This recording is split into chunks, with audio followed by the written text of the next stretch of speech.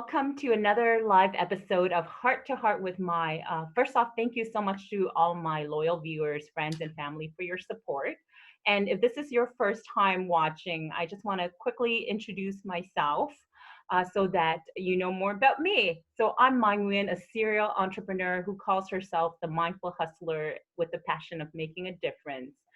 Before COVID, my life was pretty busy with large social, community, and business events. I'm sure yours was too. But with the new norm, I found myself pursuing back to old passions and hobbies such as reading, writing, producing content, and with a lot of time for personal reflection. I realized that while we live in such a connected world via social media and other online applications, often we can be very disconnected, and the opportunities for real impactful conversations are often overlooked by small talks. So, despite all the uncertainties that COVID 19 brought, it really helped me revisit my life's purpose.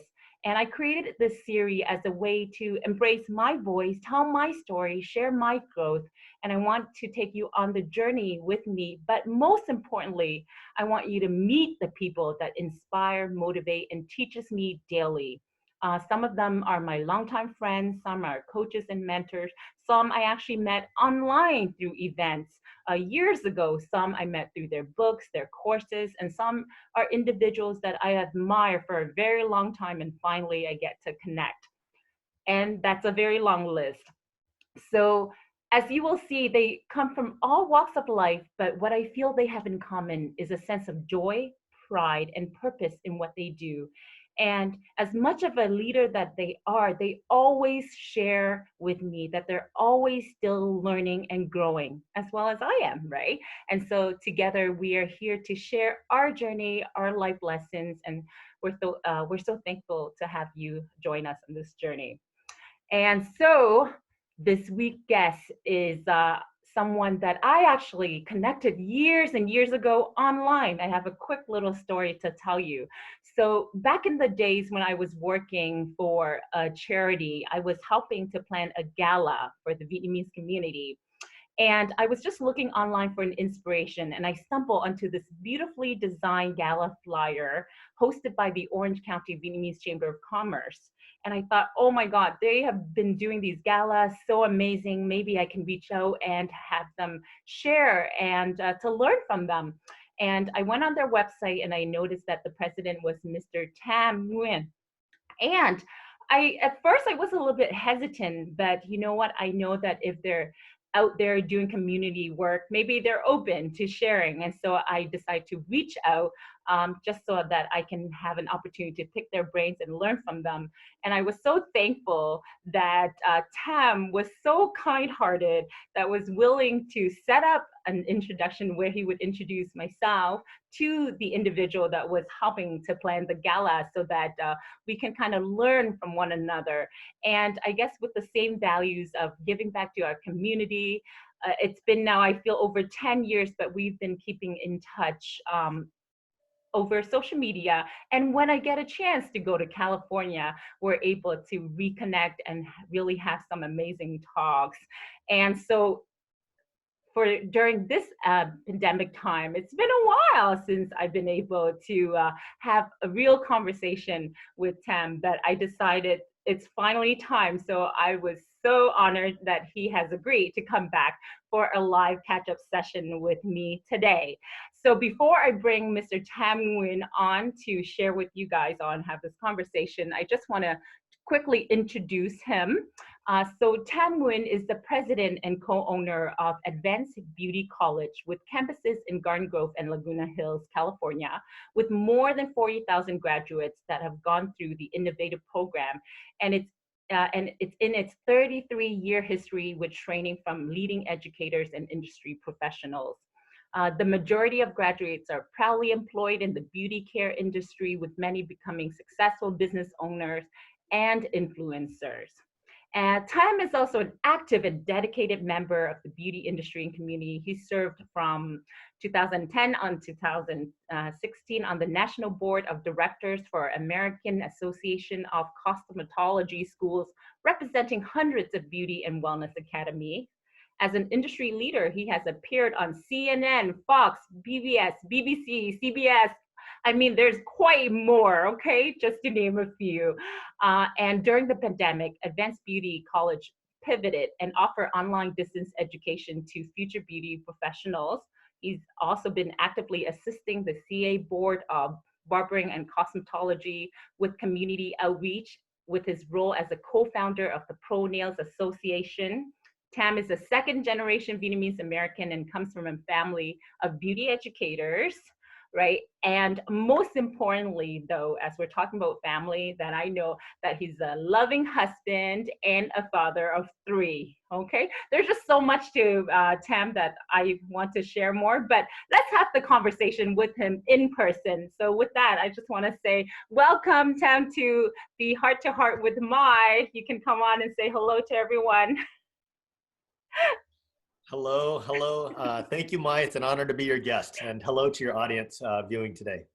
Thank you so much. How's your day been? Busy? Yeah, it's been a busy day. It's like the last day. It's Friday, and it's the last day of the year before a lot of people are taking 2 weeks off for the 2 week holidays, right, for Christmas. So, That's right. yeah. So just time. Honor to be here, though. Looking forward to this. Yes, for sure. So I know as a busy entrepreneur, I'm sure there's so many things that we have to prepare for. But for me, when I kind of follow you on Facebook and see all the different things that you're doing out there, whether it's giving back to the community or spending time with your family, I'm just really amazed that you have all that energy and that time to be able to do so much. Do you have anything in terms of your morning routine? This wasn't even part of some things that I asked, but I just see how busy you are. I'm just curious. Do you have something that power you up right in the morning as you Yeah, get going? yeah. No, first and foremost, I would say Facebook and social media obviously shows when I'm most energetic and all the fun events. It doesn't show me when I'm totally tired and knocked out at the end of the day, or like, oh my gosh, my kids are being grouchy that day. I don't post that picture of them, crying and being grouchy. So that's just one lens, and I think it's important to put it in perspective, right? Yes, Um, yes. I don't have well, I would say in terms of morning routine and specifically to your ask, my morning routine is pretty regular in terms of I used to be a late night owl person when I Mm, was in school and college as a student. I've become quite a morning person. I don't need an alarm to wake up anymore. I wake up automatically about 5 a.m. every day. So I am the earliest riser out of my family of five. My morning routine includes just me reflecting on my day, not only in terms of looking at it through my mind, but also reflecting just how grateful that I am. So I go through my gratitude exercise in terms of mentioning and repeating what I'm grateful for. I also think about how exciting and actually envision the day from getting ready to going to breakfast to one of my favorite parts of the day, getting the kids up and getting them to school with my wife, and then from there, I mean, so that's kind of my power morning through. routine every day, and so yeah, and so that goes pretty quickly, and that's pretty normal now, and it just sets up the day right on a positive note every day. That's right. Oh, thank you so much for the quick share, and that's awesome. So let's talk about your journey. I feel that we're both Vietnamese, and we both have the same last name. So for a lot of Right. for a lot So of this is people, the I hope we can call this a win-win situation. yes, this is a win-win situation. I think for a lot of people, when they hear the Nguyen name, they already know that we are Vietnamese. It's a famous That's right. last name. But talking about being Vietnamese and within the Vietnamese community, when I talk to a lot of my friends who are not Vietnamese, I think the one thing that they do know a lot about our community is that we all have some sort of type of salons or in some sort of beauty business, and you yourself and your family are at the forefront of this industry for years and years, right? Can you share a little bit of that story and of that journey for us all, so that you can even remind me, because you shared this with me long ago, but love to listen. Yeah, no, I'm very proud. First of all, now that I'm Vietnamese American, I couldn't have always said that in my younger version of myself. I'm also very proud that we are leaders and we dominate the Vietnamese industry in America. Here in California, we make up 80% of the ownership. America nationwide, we make up 50% of the ownership of nail salons nationwide. It's a massive industry. It's now by estimates, about a $13 billion industry in America. And so that's quite an industry when it didn't really exist before the Vietnamese came here in 1975. So I think that's something to be proud of. Um, and so my journey is tied to not only being Vietnamese, but also the nails industry. And it started with my parents, right? My parents, like many others here in America, fled Vietnam in 1975. I was still at the age of 1. My mom was pregnant with my baby sister at the time, and we fled Vietnam at the end of the war. Um, they came with nothing but the shirts on their back. So and without the language, without a connection, without a network, and without knowing what the future had in store, just knowing that they had to um, somehow make it right for their children and provide their children a better life and opportunity. So we're the beneficiaries of that. We started out in Arkansas at one of the military bases in the U.S. Ended up in Santa Cruz, Northern California, where my sister was born. Found our way down south to Los Angeles, where mom and dad worked odds and ends jobs. Dad social work, mom worked in the salon. Mom was already doing this in Vietnam, by the way, so she already did hair and nails in Vietnam before, mainly hair. Nails wasn't big, and then she came here and she got to do it right away. Got her certifications and licensure, got to do it right away. My sister and I grew up at the salon. Mom worked at the salon. Dad worked a lot of jobs: janitor, social work, social services, translator, and then eventually went back to even being a macho, what I would say a macho Vietnamese first generation man who was a South Navy commander. He actually swallowed what I would say his pride and said, you know what? I've got all these English skills. I've gone to the South Vietnamese Navy. How come my wife, um, my wife who doesn't have the English skills but is out working in the salon, she's bringing home the bacon. She is hustling and she is making more money than I am here in the 70s. And we're just barely starting in this new country that we both don't know. He said, I need to swallow my pride and go to beauty college, even if it's a female dominated profession. It's not about pride. It's not about my machismo. It's about practical living to make it work for my children's future. So my dad actually went to beauty college as the only man in his class. Went through the nails program in the 70s, and good for him. He went out and owned and decided to go into a salon. He got good at it. He loved the creative side of it, but more so than the creative side of the art of it in terms of doing the hair. He loved the teaching side of it. He loved that we were making a difference in others. So fast forward, my mom and dad had their own salons for a few years. Then fast forward, they went all in 1987. After 10 years of owning salons and running salons, they said, let's sell it all and go for it and open a school. There's a need. So my dad had a vision. He said, there's a Vietnamese community in Orange County that's growing. It's going to be the large, it looks like it's organized and what's grown to today to become the largest Vietnamese community in the world, right? Outside of Vietnam. Yeah. And my dad said, we need to be there. We need to move there. We need to open a school there, and we need to serve our community there. So because of that vision, they went all in and they went for it. And because of that, to date, my sister and I, my parents have retired in 99. So for 21 years, my sister Lynn and I have owned and operated the beauty colleges. We grew up in it. We've done every single job in it. We've taught in it. We've done every paperwork in it. We've answered every phone call in it. We've translated every document in it. So we're truly second generation Vietnamese Americans in this. And the most satisfying thing is our mission is to inspire, educate, and give back. And to hear the thousands and thousands of stories that come back and say, because of this profession and because of the nails industry, all of the next generation children who get to be artists, who get to be professors, doctors, lawyers, who get to do anything that they want and have more options in their career, it's because of this profession. Yeah. So the nails profession, in many eyes, is the mother of the professions to the Vietnamese community here in America, and we're proud to be a small part of that. That makes me proud, and it makes me proud that the Vietnamese have written their story and made such an impact in an industry that was underserved. Yes. Oh, thank you so much for sharing that wonderful story. See, I didn't even hear all of those details. Your father really has some amazing characters, especially where you said he had to swallow his pride, which I know that's huge coming from that generation as well, too, right? And to do something that everyone can look upon and say, well, you're in a salon, it's all female, but here you are. So he really dared to do something different.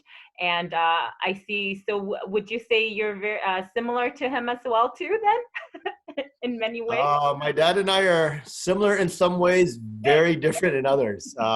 Similar in that I do carry his name, so I have the name Tam. Tam in Vietnamese means thumb, and thumb means heart, thus heart to heart. So I love that. Um, I carry my dad's pride of our heritage. My dad was an oldest son in his family with two sisters. I'm an oldest son in my family with a sister. There's certain traditions that you carry on with a responsibility as a Vietnamese American man. Yeah. There's certain things that, but I'm very different. When you think of the word Vietnamese American, my dad on the hyphen, he's on the Vietnamese side, and I'm on the American side of it. And because of the generational differences, my dad was a tough first generation military Vietnamese man who ruled with an iron fist. He was very strict. We're a Bach family, a family with northern roots, so very traditional, very proper. Didn't allow my sister and I to get away with not being cordial, respectful, respecting the elders, and doing our part as responsible people, and really understanding the importance of hard work ethic, right, and providing stability. So I'm very different. So those are some similarities. I would say I'm more different than my dad in many ways. Um, uh, Being in America, I had many American mentors, and I saw how family structure. I'm like, how can, because our roles were very defined in our family. Dad was dad, mom was mom, and Mhm. kids were kids. I mean, we weren't friends. I didn't dare talk to my sister, and I didn't dare talk to them about our love life or who we're dating. That just didn't happen, right? Until you got to finish school first, right? You just don't talk about, you talk about good grades in school. You don't really talk about other things. Yeah. And when I noticed my American friends, especially our neighbors and other friends, I'm like, gosh, they have a different relationship with their dad. It seems more friendly, and mine seems very strict compared to that. And so I made a vow that once I have my own family and kids, that I need to find a better balance of not only understanding my role to discipline, Yeah. but also to understand that my kids can hear I love yous from me, and open up to me as a friend, and trust me more than just friends their age. Yes. And so it's always a fine balance. I feel like at times, because of the life circumstances of my dad and myself, I feel like I go overboard in being too friendly and too nice to my kids. I'm like, I'm being taken advantage of. They're totally not disciplined. They're totally not working hard. They totally don't appreciate where we came from.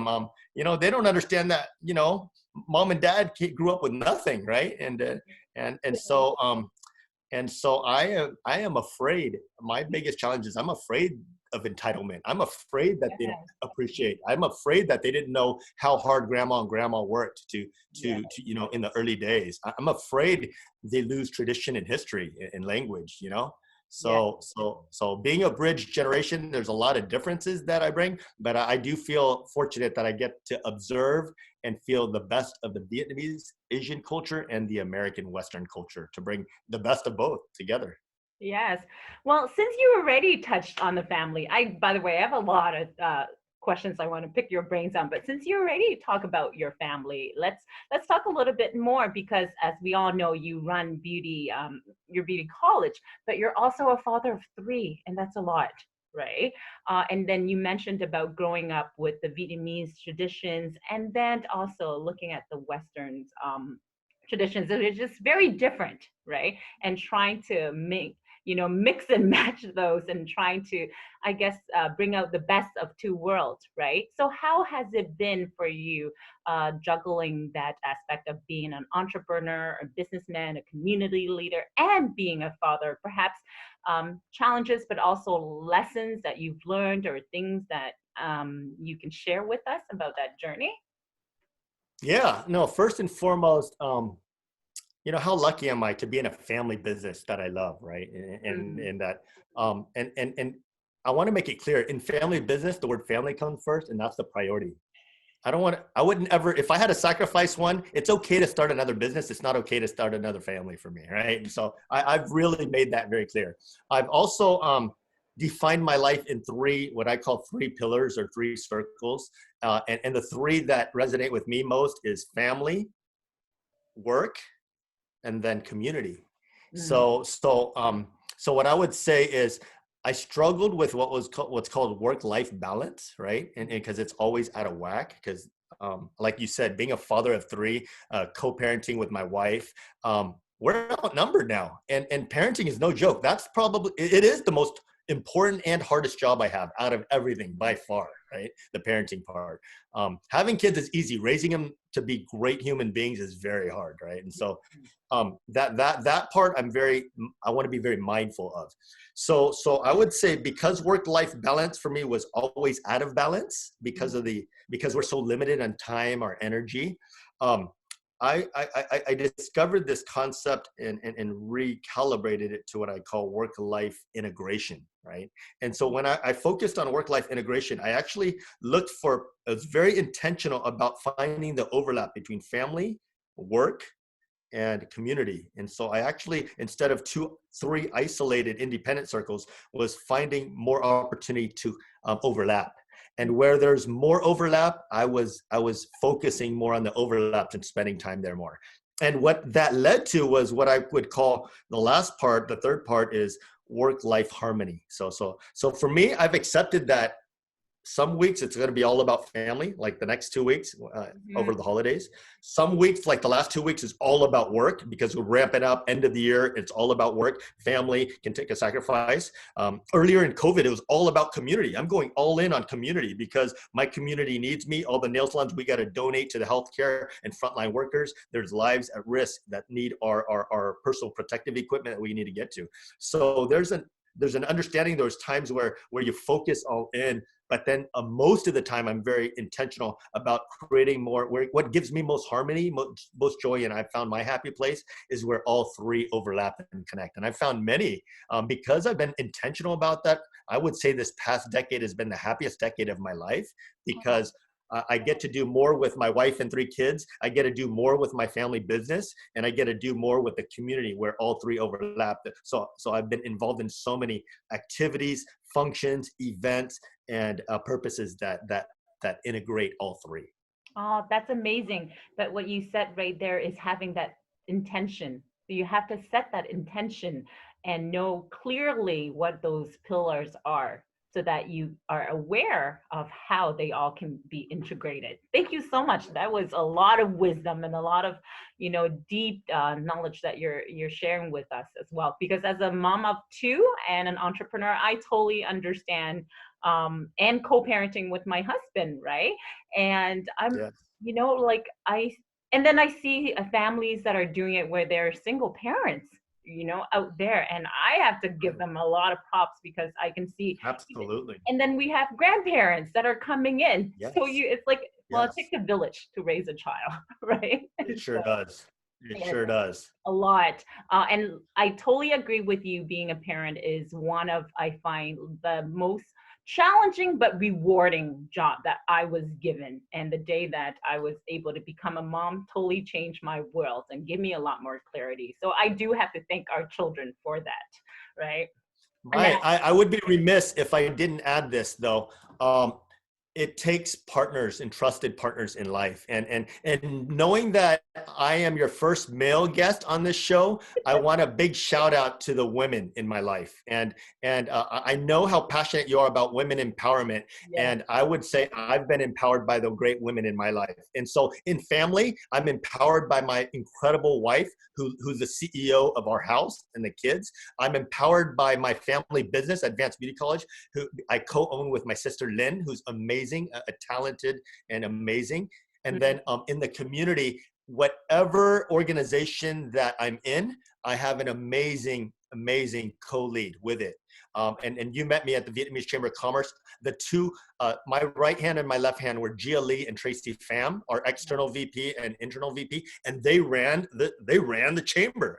And so I got to benefit and I got to trust respected members of the community. So I've always, and I continue to have incredible women in my life that have made everything, have provided balance, have provided support, have provided empathy and love, right? And so I want to give a shout out to the women in our lives, and especially as a man who's very intentional about that and very appreciative about that. A lot of times generationally, because of the first generation, many of the women don't get the opportunities that to shine, and don't get a seat at the table, or it's not intentional about creating inclusion, and I think that's very important to do.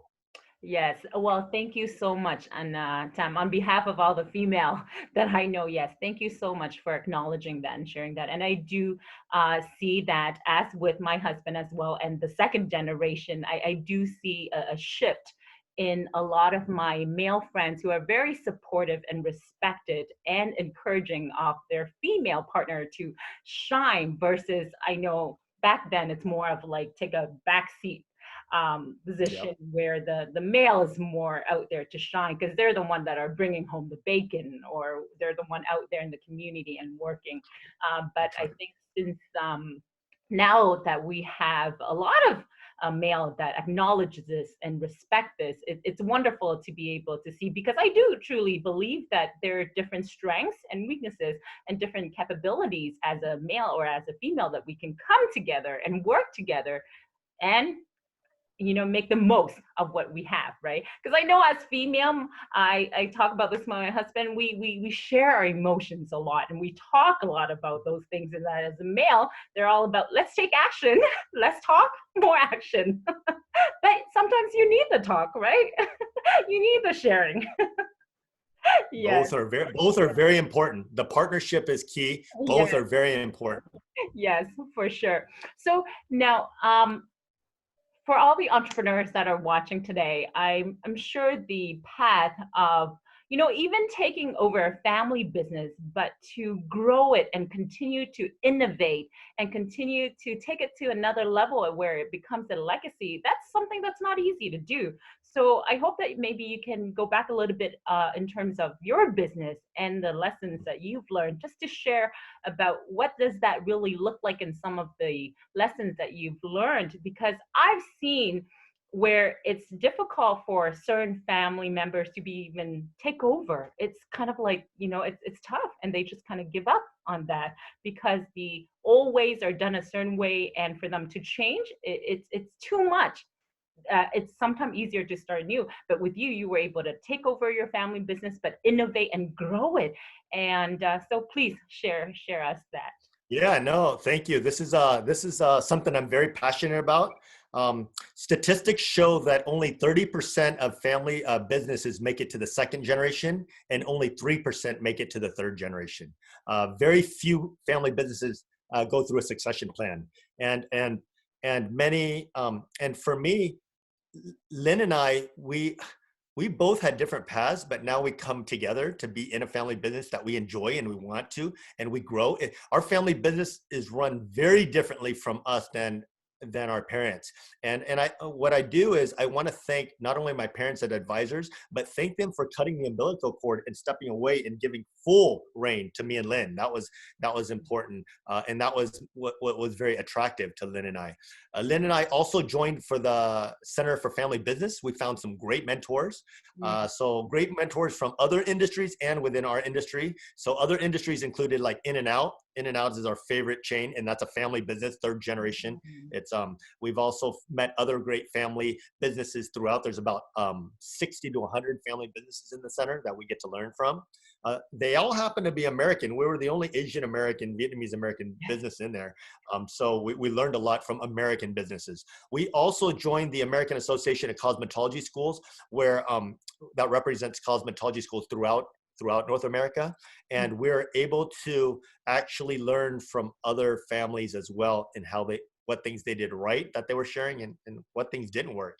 yeah. Lynn and I believe, going back, that it was important that we had systems. It was important that we put our MBAs to work within our business. It Mm, was important that we looked at our business um, with a business analytical perspective, and from multi perspective. It was important that we're innovative in it. We could, knowing that what mom and dad did for the first 10, 20 years wasn't what we wanted to do for the next 10 to 20 years. It wouldn't have worked. If we stayed the same, we would have died, right? We would yeah. have went out of business. We knew we had to innovate. We knew we had to change. And we knew also, very importantly, that this whole concept of people. So we wanted to make it clear, we weren't just in the beauty business, we weren't just in the school business, but we're in the people business. And Mm, it was all about the people. And so we actually made hires outside family members based on their talents and based on gaps. After doing a 360, knowing where our family had gaps, we created other business leaders and who joined our team and today are part of our leadership team. We also we're also very hungry about learning, right? And so we flew all over the country to visit the top beauty colleges. We were active in chambers of commerces, and so because of that, we got to define our roles very clearly, and then we also got to expand. So saying that, we got to be, we also learned about this concept of the evolution of a business, right? Through the individuals. And one evolution we learned early on that was very helpful is, okay, phase one, entrepreneur, hustle, mom and dad. Phase two, you're the operator. So you're operating. You're the entrepreneur who's operating, who have no sense of balance. You're just all in and trying to figure it out and make it work. And then you evolve into a business owner where you're finally starting to hire employees and you're not doing everything, right? And it's not bootstrapped anymore. It's finally got some wind beneath it, and it's moving, right? And you yeah. want to get through those first 3 to 5 years. We all know that the number of businesses that fail within the first 3 to 5 years is very high. So you want to get through that phase and over the hump. And then, of course, eventually into the investor role, where we're actually investing into the real estate, into the buildings, into the equipment, into high level status executives that are replacing ourselves now. And then starting just hiring people to open and close the business. I mean, that was something we took on for most of our family, just the whole beginning phases of the business. So and then hiring very good professional, a strategic advisor when it comes to accounting and taxes, a strategic business advisor, right? And having a business coach, a concept my mom and dad never got to enjoy, right? Mm, Bringing in other strategic people from a financial perspective, from a legal perspective, from a business growth perspective. So we got to arm ourselves with a lot of consultants, a lot of amazing people around us. So we built like our own dream team, right? And we built a board. We got to build an advisory board of all the brands we respected, people who were retired out of franchising, people who retired out of building American box top brand names, and that came and advised. So Lynn and I were very fortunate. We leaned very heavily on our university, where we got our business degrees at Cal State Fullerton. Many of the professors, many of the Center for Leadership, Center for Family Business, many of the executives and alumni, when you ask, they want to help. They want to help a fellow Titan, and they want to help. They want to help, especially an immigrant refugee family who wants to work hard and make it in America. They want to help. And so we've had a lot of help along the way from day one. And I value that. That's amazing. Wow, you share quite a bit there, and definitely yes, the statistic doesn't look good at all for any entrepreneur trying to make it in the first 5 years, right? But with hard work and creating a system, as you mentioned, and I think a lot of the time I find with family business is that you just don't trust anyone else besides family. Hence, it's called family business. But I think when you create a system that allow for accountability, allow for transparency, you then can able to assemble this amazing team and be able to know that it's not just you blindly trusting the team, but it's creating all the system that's already in place and taking it to the next level. Thank you so much for sharing that. Now, you mentioned that you reach out to your alma mater where you got your MBA, which leads me to the next question from what I've been seeing on your Facebook lately is you have been filled with so much joy teaching back. Yes. So is that like an actual program you're teaching, a mentorship program? Can you tell me a little bit more about that journey? Was that like in the last couple of years? Yeah, no. At the end of the day, our family is passionate about making a difference and helping others. And teaching is now, even though we started on our business journey to open this private beauty college, um, at the end of the day, my parents are teachers. They found the most joy in teaching, and the role that they played the most was teaching when they were in there. And they were teaching to help the community. They just went out and helped. They saw the need. There's so many Vietnamese refugees and immigrants, and they taught. They taught nails, they taught hair, and they taught skincare, and it was amazing. Lynn and I got to be a second generation of teachers, and Lynn did the same thing. She taught before me, and she today still teaches, and she's been teaching over 20 years. I'm so proud of her. And I got to teach. I got to teach when we launched our massage therapy program. I got to teach that program. More recently, as we were members and active members of our alma mater at the Center for Family Business, one of our mentors was an instructor. Dr. Joanne Norton was the teacher and one of the experts in America and the world when it comes to family business. Dr. Joanne Norton was not only a professor at Cal State Fullerton, teaching a course, an upper division management course to seniors called Family Business Dynamics. But she also taught at Stanford, and she taught around the country, and she guest lectured at many of the top institutions around the world. And it was interesting as she thought about her succession plan. She thought about how it would be great to maybe find a practitioner and someone who's in the trenches, someone who's an actual second generation family business owner who's still in operations, who could share real stories, who could share real challenges, who can really connect to the students, the university students. And so her course, Management 335, she reached out to me as a member and said, you're passionate about teaching. You're coming from a family of teachers. You're passionate about your family business, Advanced Beauty College. And 5 years ago, she said, I have a proposal. I would love to mentor you to take over this class and teach a course at the university that you attended. And I was like, wow, I'm only, I don't know if I'm ready. I was thinking I'd do that in my retirement or closer to retirement, or maybe when I'm a little bit more wiser and hopefully, I might be mistaken for students going in, right? Which I have been, right? And she mentored me through it, and she walked my hand through it. Dr. Norton said, you're going to be great. You're going to connect with the students. And she gave me the playbook. She shared it with me. She returned as a guest speaker and guest professor.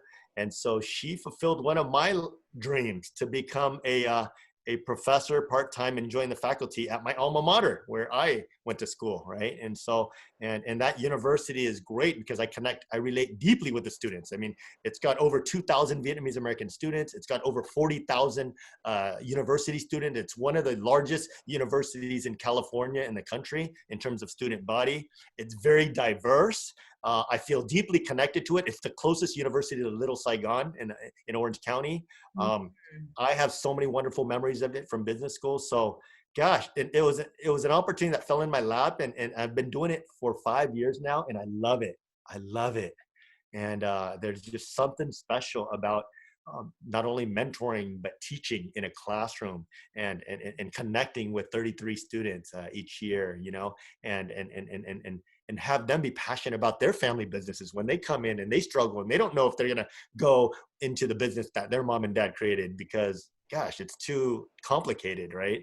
And so I get to share what my challenges were, and how we overcame some of them, and how we didn't overcome some of them, and how we're still trying to figure some things out, and then we have this whole Center for Family Business to lean on, and we get to learn from the in and outs of the world, from the top family businesses in the world, and how cool is that to be part of a larger network, and to learn, and so I enjoy it deeply. It still today brings a lot of joy and pride to me, as much as I love entrepreneurship, business, being a parent, being a husband, being in the community.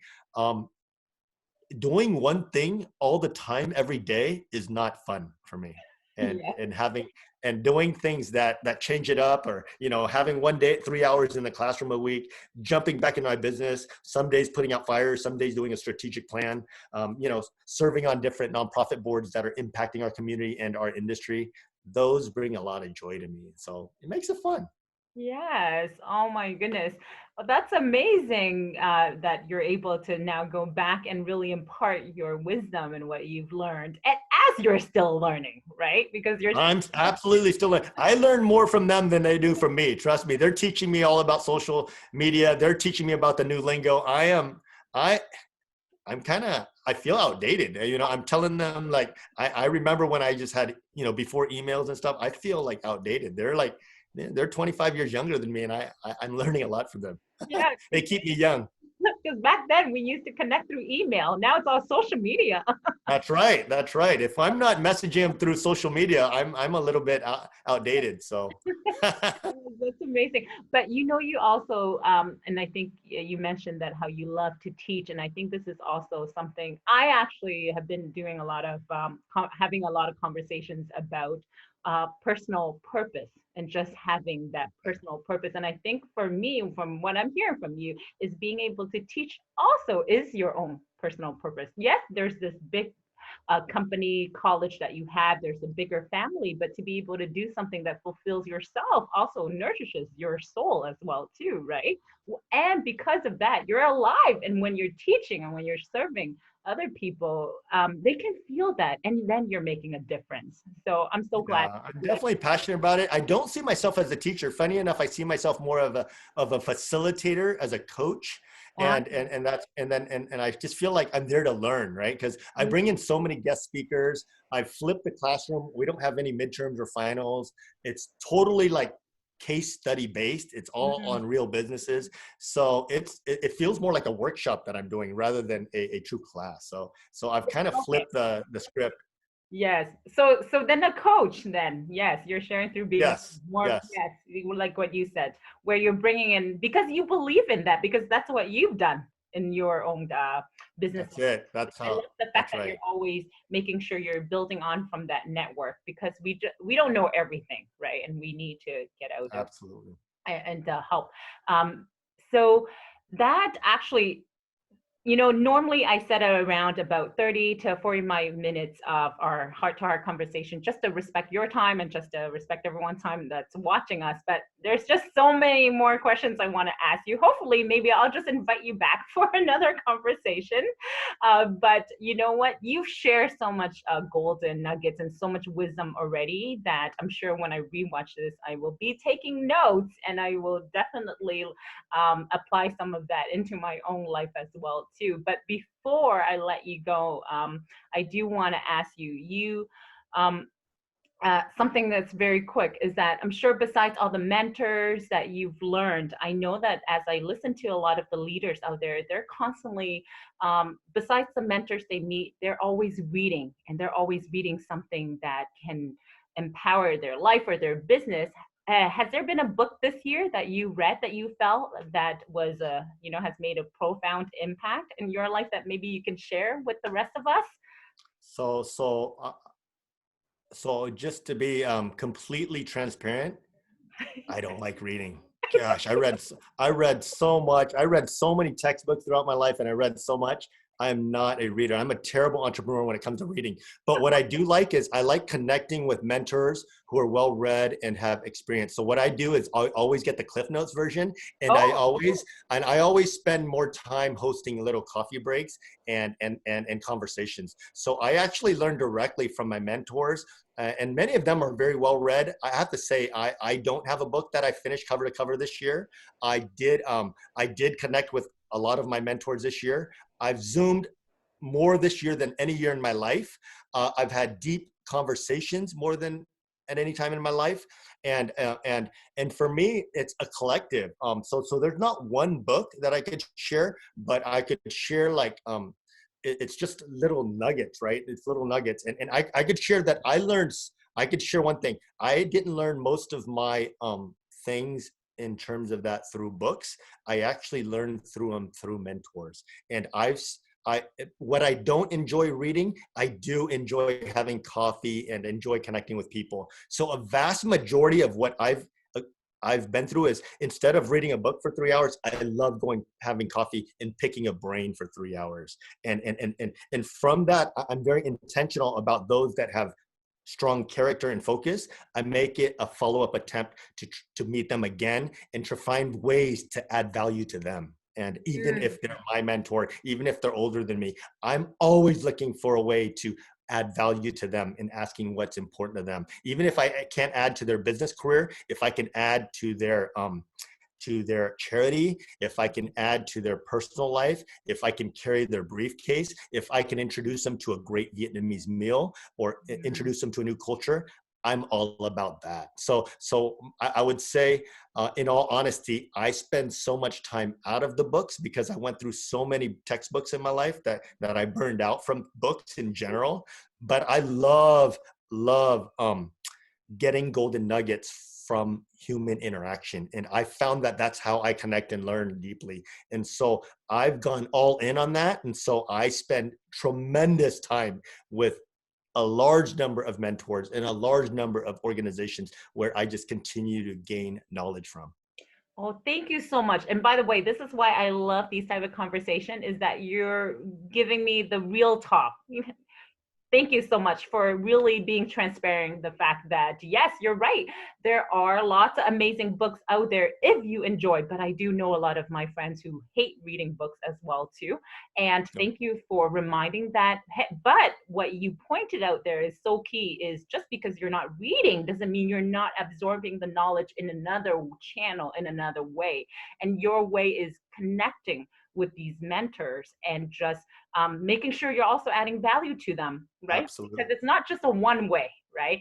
Figuring how No. that's a golden nugget I just took there is how do we connect with mentors and making sure it's valuable for them so that they can Absolutely. also give us the value that they have as well too. And if they have been reading a lot, it's all in there and they're resharing with you. Remind me again to continue to book more of those coffee chats. Now it's going to be on Zoom calls, of course. As I am doing right now, which is part of the reason why I love these heart-to-heart conversations, is because I get to also learn, as a lot of you are also my mentors and teachers as well too. So with that, everyone, I just want to say first off, thank you, Mr. Tam Nguyen, for coming on here and sharing so candidly. You are so funny and so real. Love it. So awesome. And thank you, everyone else, for joining in for another episode of Heart to Heart with Mai. And I know it's a holiday season, so I'm sure everyone's really busy, but make sure you take some time for yourself and spend a lot of quality time with your family and enjoy. Probably a quiet one, right? As it's COVID, not too